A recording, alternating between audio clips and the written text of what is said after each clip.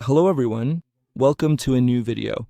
Today, I'll be teaching you how to change the lock screen password on your Galaxy A16, all versions. First, you need to go into the settings icon. Once you're in, scroll down to this option down here. Let me find it. Here it is, let's go hang. Now, click on this first option, and you'll need to enter your current password. Now we can choose the new type of password. The first option here is the PIN password, where you can only use numbers.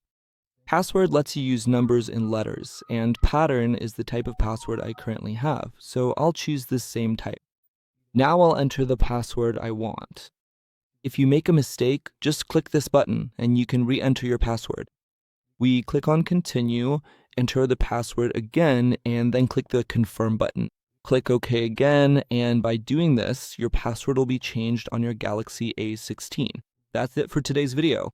I hope I was able to help. If I helped, don't forget to leave a like. Leave your comment down below, and if possible, subscribe to the channel for more videos.